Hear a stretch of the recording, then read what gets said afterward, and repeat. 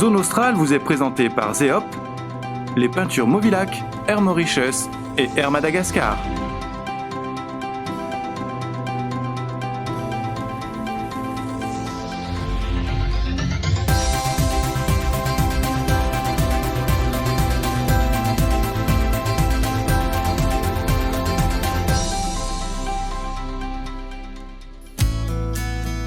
J'ai commencé à plonger en matière d'archéologie, en tout cas à l'île Maurice, à Vieux-Grand-Port.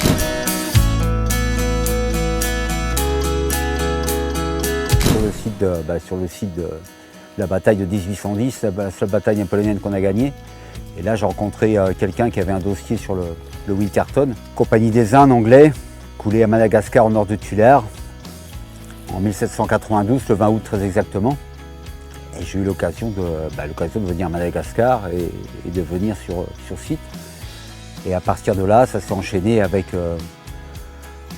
Ushuaïa, avec Thalassa. Alors voilà, l'aventure continue en espérant qu'il y aura d'autres épaves à découvrir avant que tout soit pillé. En ce qui concerne Salar, on a le Winterton, j'ai mis ça, la Nossa Senhora de Monte do Carmo, 1774.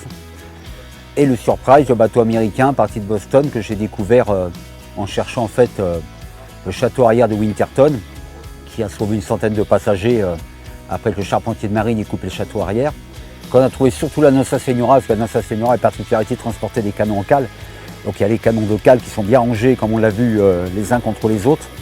Et après les canons de pont qui se sont disséminés quand le bateau s'est fracassé en allant vers le récif. Mais tous ces canons en cale, c'est assez unique, parce que c'est très représentatif. Ils sont tous en ligne comme ils étaient au fond de cale quand le bateau s'est fait. Et donc on a réussi à le trouver comme la première mission en 1944 grâce aux pêcheurs locaux qui savent où sont les épaves, vu que c'est tous des chasseurs sous-marins. Ils sont tous entre 8 et 15 mètres de fond. Et donc c'est comme ça qu'on a retrouvé la Nossa Senhora. Les trois épaves sont tous espacées à pratiquement 500 mètres les unes des autres. On a su que c'était dû au fait qu'au mois d'août, il y a un grand courant dans le canal de Mozambique qui tire à la côte. Et à l'époque, ils ne savaient pas calculer leur dérive. Donc ils ont pris un cap, naufrage de nuit, pas de lune, mer calme. Avec l'inertie du bateau, ils se sont tous mis sur ce récif au même endroit pour la même raison. Quand on cherche des bateaux dans des endroits comme ça, déserts où il y a personne, les renseignements locaux sont importants.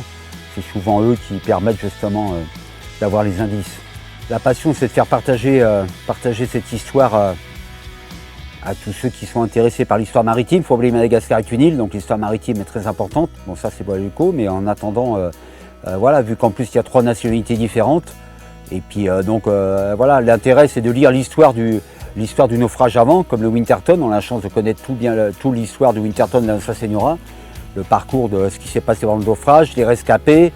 Le 3e officier, John Dell, a mis 2 ans avant de rentrer en Angleterre. Donc il y a toute l'histoire, et après avoir lu l'histoire, c'est une plongée à thème. C'est d'aller sur site, en respectant bien sûr les sites, en ne touchant à rien et en restant, mais d'aller sur site après avoir lu l'histoire.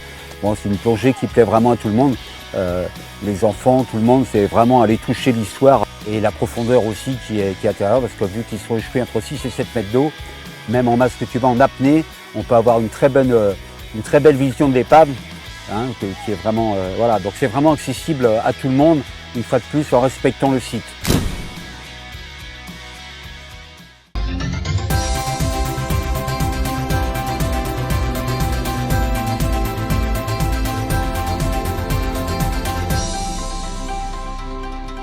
Zone Australe vous a été présentée par Zeop, les peintures Movilac, Air Mauritius et Air Madagascar.